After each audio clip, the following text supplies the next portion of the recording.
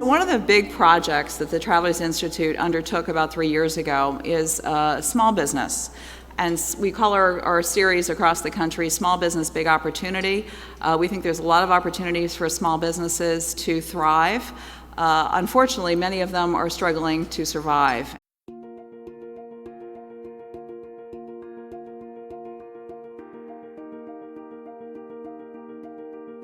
The way in which people are learning today is significantly different. People are learning in new ways. They're learning across geography.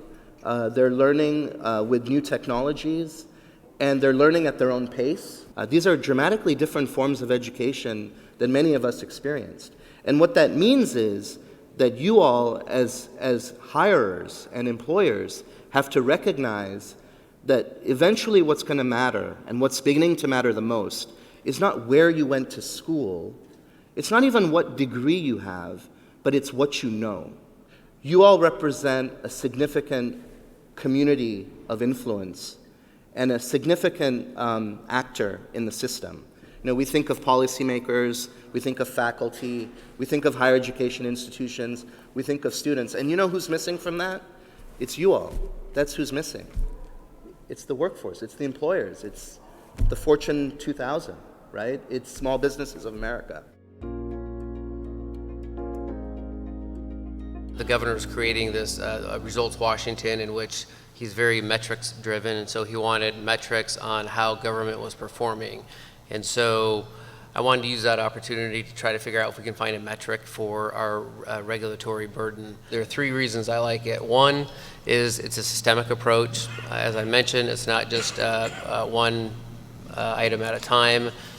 2, it looks at the costs and the time associated with these permits from the business perspective and not from the agency perspective, and oftentimes that's a mistake when people go about trying to figure out how to deal with regulatory reform. And 3rd, it's a measurement. You know, it gives us a number to shoot at. If you're collecting any type of data on a piece of paper, whether it be about your personnel, a consumer, or any type of business organization that you're involved with, and it's released, you are susceptible to rules and regulations in regards to that data. So it is something as great as your data, your computers, the viruses that can compromise that, and it can be something as little as paper. So you need to be aware of all the information going in and out and how you secure it.